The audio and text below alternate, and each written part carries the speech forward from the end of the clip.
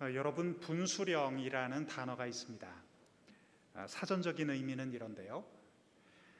어떤 사실이나 사태가 발전하는 전환점 또는 어떤 일이 한 단계에서 전혀 다른 단계로 넘어가는 전환점을 비유적으로 이르는 말, 이렇게 되어 있습니다. 또 분수령과 유사한 말인 분기점이라는 단어를 사전에서 찾아보니까 이렇게 해설되어 있습니다. 사물의 속성 따위가 바뀌어서 갈라지는 지점이나 시기. 여러분, 우리가 살아가다 보면 삶 속에서 분수령 혹은 분기점이 되는 사건을 만날 때가 있죠. 또한 역사적으로도 분수령 혹은 분기점이 되는 사건들이 있음을 우리는 보게 됩니다. 예를 들어서 사도 바울에게 다메섹 도상에서 주님을 만났던 그 사건은 바울의 인생을 완전히 뒤집어 놓은 삶의 분수령이자 분기점이 되었을 것입니다. 이것은 우리나라 역사 속에서도 예를 들어볼 수가 있겠습니다. 대표적인 예가 위화도 회군이라고 볼 수 있는데요. 조선을 건국했던 이성계의 위화도 회군이 없었더라면 우리나라 역사는 지금쯤 완전히 다른 길을 걸어가고 있었을 것입니다. 어쩌면 우리에게도 익숙한 조선시대 자체가 아예 존재하지 않았을 수도 있습니다. 이른바 흐름을 완전히 바꾸어 놓은 분수령 혹은 분기점입니다. 우리 개인의 삶 가운데에도 이러한 시점이 있죠. 제 개인적으로도 특히 목회자의 길을 걸어가겠다고 마음먹었던 2011년 3월 봄날의 그 결심이 제 인생에는 크나큰 분수령이자 분기점이 되었습니다. 여러분, 이러한 중요한 시점이 오늘 신약성경 본문 가운데도 소개가 되어 있죠. 오늘 본문인 사도행전 1장의 말씀은 기독교 역사에 있어서 아주 중요한 분수령 혹은 분기점이 되는 그런 지점입니다. 여기에는 부활하신 예수님께서 승천하시는 장면이 담겨 있습니다. 그날 예수님께서는 이제 제자들에게 마지막 말씀을 남기시고는 하늘로 올라가셨습니다. 이제 제자들은 더 이상 예수님을 이 지상에서 만날 수가 없었습니다. 이것이 당시 제자들에게 얼마나 큰 불안과 두려움을 가져다 주었겠습니까? 사복음서에 나타난 예수님의 제자들을 한번 생각해 보시기 바랍니다. 예수님이 없는 그들의 모습은 그야말로 무기력하기 짝이 없는 오합지졸에 가까웠습니다. 대표적으로 마태복음 17장을 보면 이런 제자들의 무력한 모습을 우리가 잘 알 수가 있는데요. 하루는 예수님께서 제자 야고보, 요한 그리고 베드로를 데리고 높은 산에 올라가신 적이 있었습니다. 그리고 그곳에서 우리가 잘 아는 영광스러운 모습으로 변형되신 사건이 일어났죠. 그런데 그 사이 예수님 없이 산 아래에 머물고 있던 나머지 제자들은 아주 곤란한 상황에 빠져 있었습니다. 마태복음 17장 15절 16절 말씀은 이렇게 기록되어 있습니다. 주여, 내 아들을 불쌍히 여기소서. 그가 간질로 심히 고생하여 자주 불에도 넘어지며 물에도 넘어지는지라. 내가 주의 제자들에게 데리고 왔으나 능히 고치지 못하더이다. 자, 이 말씀을 보시면 간질로 고생하는 아들을 둔 한 어머니가 있었는데 아들을 제발 고쳐달라고 간절한 마음을 가지고 제자들에게 찾아왔다는 것이죠. 하지만 그날 제자들은 아무 힘이 없었습니다. 왜냐하면 능력을 가지신 주님께서 곁에 계시지 않았기 때문이죠. 우리 예수님께서 함께 해 주실 때에는 얼마나 많은 놀라운 이적과 기사들이 일어났는지 모릅니다. 하지만 예수님과 동떨어져 있는 제자들은 아무 힘이 없었습니다. 그렇게 무기력한 모습을 보이던 예수님의 제자들이었습니다.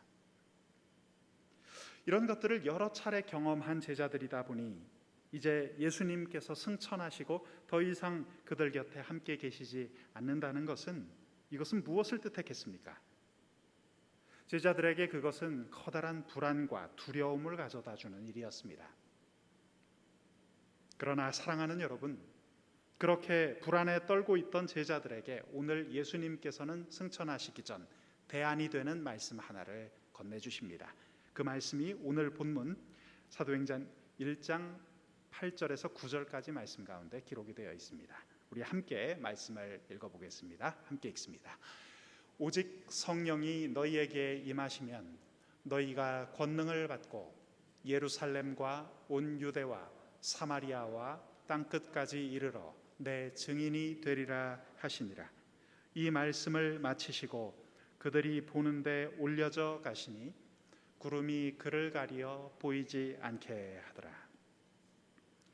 자, 이 말씀을 기독교 역사의 분수령으로 볼 수 있는 이유가 여기 있습니다. 당시 제자들 앞에는 큰 갈림길 두 가지가 놓여 있었는데요.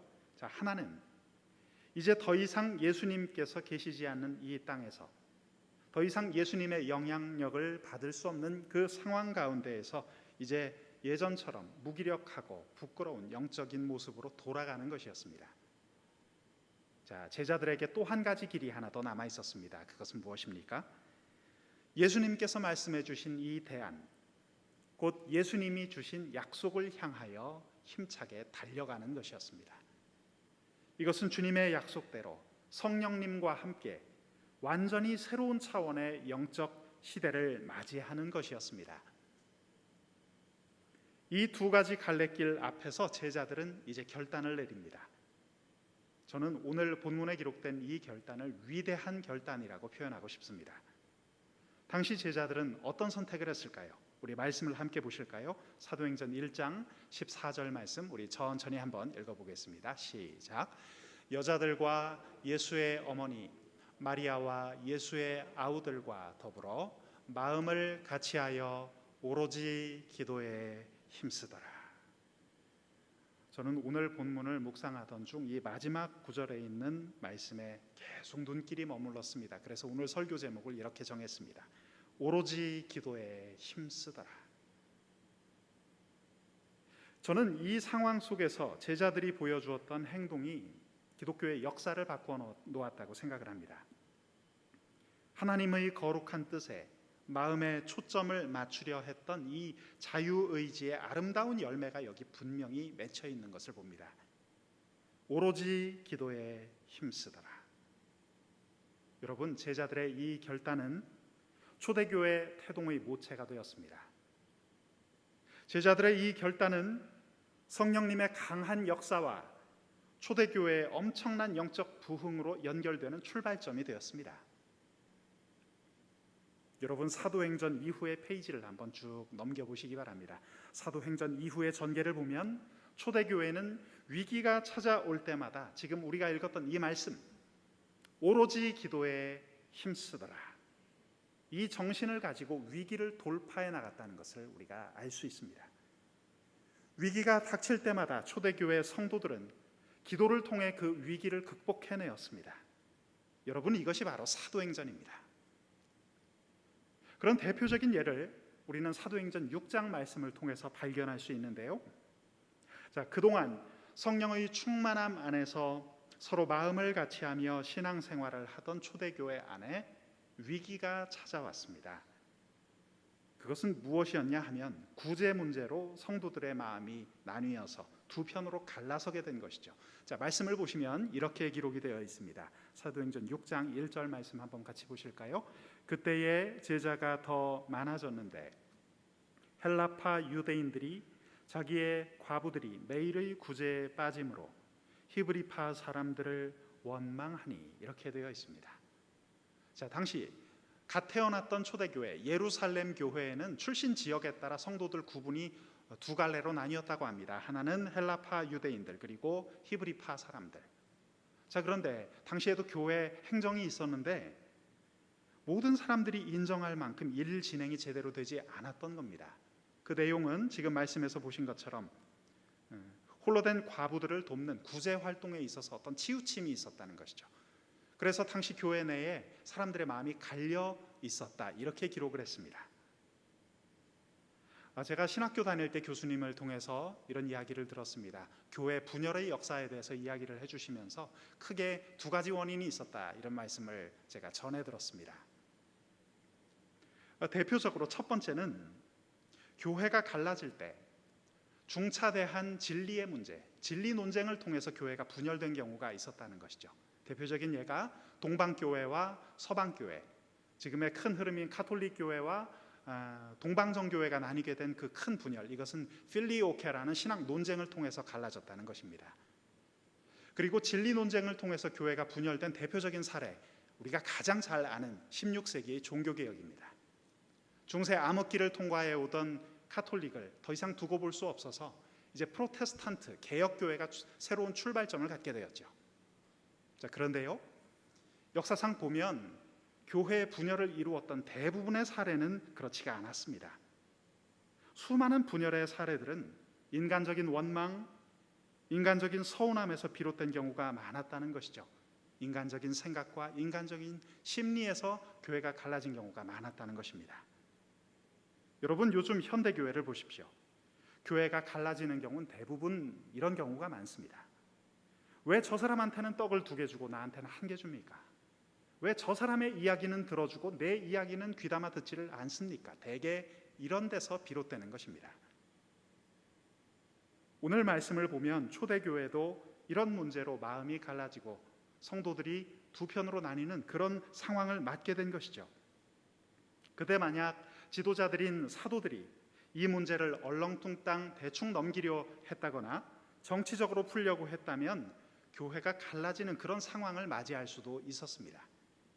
그런데 이런 위기가 찾아왔을 때 초대교회 지도자들인 어떤 결단을 내렸는지 우리 한번 말씀을 같이 보겠습니다. 사도행전 6장 3절 4절 말씀 보시면, 형제들아 너희 가운데에서 성령과 지혜가 충만하여 칭찬받는 사람 7을 택하라. 우리가 이 일을 그들에게 맡기고 우리는 오로지 기도하는 일과 말씀 사역에 힘쓰리라 하니, 이렇게 되어 있습니다. 여러분, 이 귀한 말씀을 자세히 들여다보시기 바랍니다. 초대교회 지도자들은 오로지 기도에 힘쓰더라, 바로 이 빛나는 정신으로 돌아간 것입니다. 교회가 어려움을 만날 때, 교회가 큰 위기에 처했을 때 이 정신으로만 돌아갈 수 있다면 우리는 모든 문제를 사실 해결할 수가 있습니다. 만약 그렇게 가지 않고 인간적인 방법, 인간적인 편법을 쓰거나 자꾸 가리고 숨기려고 하면 문제가 계속해서 연쇄 반응을 일으키게 될 것입니다. 저는 오늘 이 말씀이 코로나19 확산으로 힘겨워하는 한국교회와 지상에 있는 모든 주님의 교회에게 주시는 하나님의 거룩한 메시지라고 굳게 믿습니다.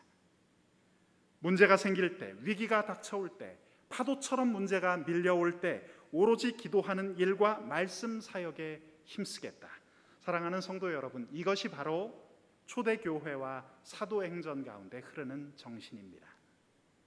이 정신이 오늘날 큰 위기를 맞고 있는 한국교회에 온전히 회복되기를 소망하고 다시 한번 진정한 영적 부흥을 맛보게 되기를 저는 정말 바라고 소망합니다. 지금 읽어본 사도행전 6장 말씀 외에도 우리는 사도행전 4장에서 또 다른 차원의 위기를 맞이한 초대교회의 모습을 볼 수가 있습니다. 자, 사도행전 4장에서는 초대교회의 큰 기둥이자 지도자였던 베드로와 요한이 붙잡히는 사건이 일어납니다. 교회에 세상의 핍박이 다가온 것이죠. 이런 위기 상황이 처했을 때 성도들은 어떤 반응을 보였을까요?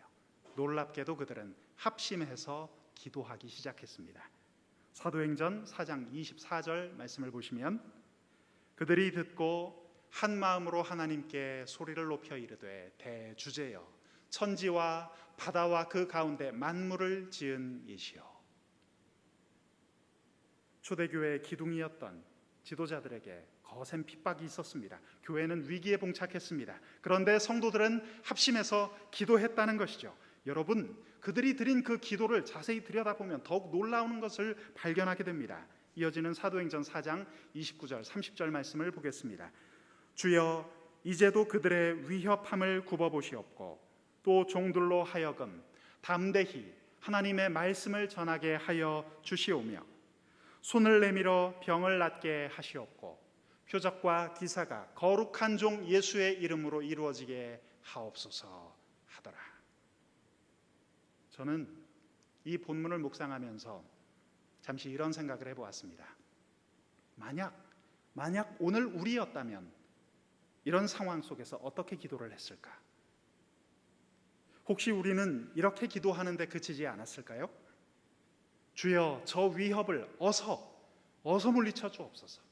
빨리 해결해 주시옵소서. 그런데 오늘 본문을 보니 초대교회 성도들은 다른 모습으로 기도하고 있습니다. 단순히 위협을 물리쳐 달라는 기도로 그들은 그치지 않았습니다. 그들은 이렇게 기도했습니다. 그 위협 앞에서도 굴하지 않는 영적인 담대함을 주옵소서. 그것이 가능하도록 주 예수 그리스도의 이름이 능력을 나타낼 수 있게 하여 주시옵소서. 생각해 볼수록 초대교회 성도들이 드린 기도는 참으로 놀라웠습니다. 이 말씀을 앞에 두고 기도와 관련해서 우리가 회개해야 할 모습이 있지 않은지 생각해 보게 됩니다. 첫째로, 죽어라고 기도하지 않는 우리의 게으른 영적 태도입니다. 스스로를 돌아볼 수 있었으면 좋겠습니다. 마치 기도하면 죽을 사람인 것처럼 우리는 목숨 걸고 기도를 하지 않습니다. 목숨을 걸고 기도해도 모자랄 판에 우리는 기도를 잘 하지 않습니다. 기도를 안 해도 너무하다 싶을 정도로 안 합니다. 두 번째, 설령 기도를 한다 해도 그 내용이 너무 어린아이 같을 때가 참 많이 있습니다. 대부분의 내용을 들어보면 주시옵소서, 주시옵소서, 이것 빨리 해결해 주시옵소서. 제가 올 하반기 온라인으로 기도 강의를 하면서 가장 초점을 두었던 내용이 바로 여기 있었습니다. 우리의 기도는 조금 더 성경의 정신에 입각하여 드릴 수는 없는가? 우리의 기도는 조금 더 성숙해질 수 없는가? 기도하는 모습을 보면 아기도 그런 어린아기가 없습니다. 하나님 앞에 많이 부족한 우리들의 모습을 보게 됩니다. 사랑하는 여러분, 오늘 사도행전 1장의 말씀을 봅시다. 오늘 본문에 비치는 초대교회 성도들의 모습을 바라보시기 바랍니다. 그들의 기도는 성숙했습니다. 위협과 위기가 다가왔지만 담대히 하나님의 말씀을 전하게 하옵소서. 그들은 이렇게 기도했습니다. 이런 영적인 기도를 드리니 초대교회는 밟으면 밟을수록 더 일어났습니다. 핍박하면 핍박할수록 더 일어났습니다. 그들이 드렸던 담대한 기도가 이런 영적인 능력을 형성했습니다. 오늘 우리는 어떻습니까? 조금이라도 발필라 치면 우리는 금세 시들어버립니다. 성숙하지 못한 모습으로 하나님 이것 빨리 해결해 주옵소서, 이것 빨리 처리해 주옵소서. 우리는 그 정도의 기도만 반복하고 있는지도 모르겠습니다. 사랑하는 성도 여러분, 우리 젊은이 여러분, 기도의 내용이 달라지면 우리 신앙의 핵심이 달라집니다. 위협이 찾아와도 우리는 더욱 담대해집니다. 그 위협과 맞서기 위해서 더 강력한 하나님의 능력이 나타나는 신앙생활을 누릴 수 있게 됩니다. 사랑하는 여러분, 이런 능력 있는 신앙생활 정말 원하십니까? 그렇다면 우리는 사도행전 1장에 나타난 이 역동적이고도 뜨거운 기도의 정신을 우리는 다시 바라보아야 합니다. 초대교회의 성도들은 한 마음이 되어 기도했습니다. 그들의 기도는 어떤 결과를 가져왔습니까? 사도행전 4장 31절의 말씀 이렇게 기록되어 있습니다. 함께 읽습니다. 빌기를 다하매 모인 곳이 진동하더니 무리가 다 성령이 충만하여 담대히 하나님의 말씀을 전하니라. 오늘 우리의 시선이 이 뜨거운 말씀에 머물러야 함을 굳게 믿습니다. 초대교회에 나타났던 하나님의 강력한 역사하심은 기도와 관련되어 있다는 것을 우리가 알 수 있습니다. 우리의 기도가 달라지면 성령의 역사가 확연히 나타납니다. 우리의 기도가 달라지면 우리 안에 일하시는 성령님이 우리 삶 가운데 역사하시는 것을 생생하게 두 눈으로 보게 될 것입니다. 여러분, 이런 패턴은 비단 사도행전에만 그치지 않습니다. 우리가 성경책 페이지를 열어보면 구약 성경에도 다양한 부흥 운동의 사례들이 소개되어 있는 것을 봅니다. 대표적으로 사무엘상 7장에 기록된 미스바에서의 부흥을 보시기 바랍니다. 우리 사무엘상 7장 2절에서 6절까지의 말씀 자막을 통해 천천히 한번 읽어보겠습니다. 함께 읽습니다. 괴가 기럇 여아림에 들어간 날부터 20년 동안 오래 있은지라.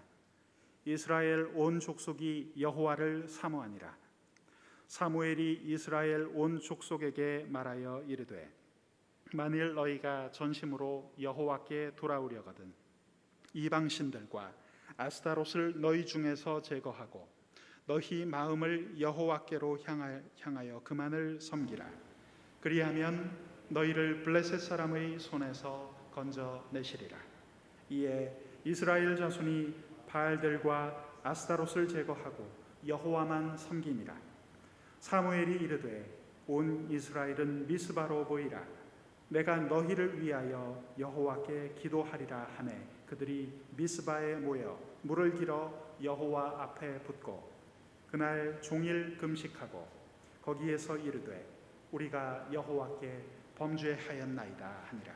사무엘이 미스바에서 이스라엘 자손을 다스리니라. 우리는 말씀을 통해 이 사실을 분명히 확인할 수 있습니다. 또 한 가지 예를 들어보겠습니다. 느헤미야서 8장에 기록된 수문 앞 광장에서도 우리는 놀라운 모습을 볼 수가 있습니다. 말씀을 제가 봉독해 올립니다.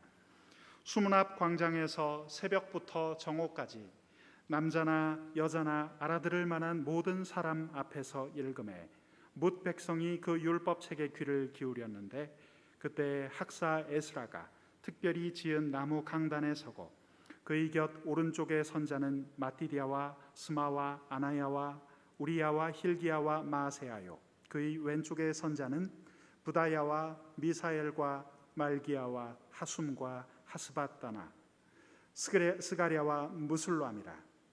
에스라가 모든 백성 위에 서서 그들 목전에 책을 펴니 책을 펼 때에 모든 백성이 일어서니라.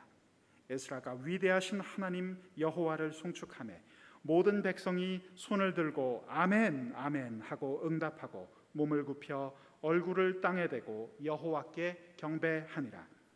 예수아와 바니와 세레비아와 야민과 악굽과 사브데와 호디야와 마아세야와 그리다와 아사랴와 요사밧과 하난과 블라야와 레위 사람들은 백성이 제자리에 서 있는 동안 그들에게 율법을 깨닫게 하였는데 하나님의 율법책을 낭독하고 그 뜻을 해석하여 백성에게 그 낭독하는 것을 다 깨닫게 하니 백성이 율법의 말씀을 듣고 다 우는지라.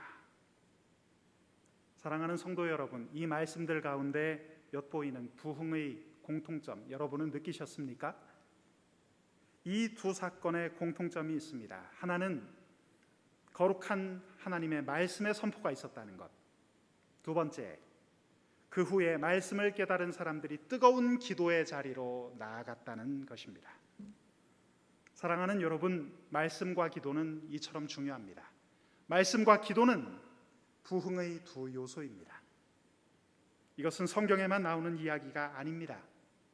기독교 2000년 역사 가운데 일어났던 그 놀라운 부흥의 현장에는 늘 말씀과 기도가 함께 등장합니다. 이 땅 가운데 100여 년 전 있었던 1907년 평양 대부흥 사건도 그러했습니다. 여러분, 부흥의 요소는 아주 간단합니다. 부흥의 요소는 아주 심플합니다. 그러나 그 부흥은 정말이지 강력합니다. 하나님께서는 우리 개인의 인생이나 인류 역사 할 것 없이 중요한 분수령을 이루는 사건을 맞닥뜨릴 때 우리로 하여금 기도하게 하십니다. 그 결과 기도를 통해서 분수령과 같은 영적 부흥이 일어나기 시작합니다. 오늘 본문을 다시 들여다봅시다. 예수님의 제자들도 우리 주님의 승천 이후에 함께 모여 기도했습니다. 그 일은 성령의 강력한 역사를 경험하고 예수님에게 배운 기도를 행하기 시작하는 영적인 분수령이 되었습니다. 다름 아닌 기도가 사도행전 그 새로운 역사의 물결을 일으켰던 역동적인 힘이 되었던 것이죠. 사랑하는 성도 여러분, 오늘 이 말씀을 다시 한번 우리 마지막으로 읽어보기를 원합니다. 사도행전 1장 14절의 말씀 이렇게 기록되어 있습니다. 여자들과 예수의 어머니 마리아와 예수의 아우들과 더불어 마음을 같이하여 오로지 기도에 힘쓰더라. 오로지 기도에 힘쓰더라. 사도행전 속에 전면적으로 등장하신 우리 성령님께서 오늘 우리 곁에 계심을 여러분 믿고 계십니까? 여러분, 우리는 성령님과 더불어 함께 기도할 수 있습니다. 기도할 수 있는 우리에게 하나님이 주시는 희망이 있습니다. 여러분, 이것 믿으십니까? 위기 한국교회, 우리 한국교회가 말만 많이 하는 교회가 되지 않고 진실로 기도하는 교회가 되기를 간절히 바랍니다. 우리는 연약합니다. 하지만 우리가 기도할 때 하나님께서는 새 힘을 공급해 주실 것입니다. 우리는 연약하지만 하나님께서는 우리에게 다시 부흥의 바람을 불게 해 주실 것입니다. 코로나19 상황 매우 힘들게 가고 있지만 오직 주님만 의지하는 그 기도를 우리가 드릴 때 비상하는 영적 능력을 체험할 수가 있습니다. 영적으로 충만한 우리 모두가 되기를 우리 주님의 이름으로 축원합니다. 함께 기도하겠습니다. 거룩하신 주님, 코로나19 상황이 매우 힘겹게 가고 있습니다. 하지만 사도행전 1장에 기록된 이 영원한 하나님의 메시지를 우리가 굳게 붙들기 원합니다. 기도하게 하옵소서.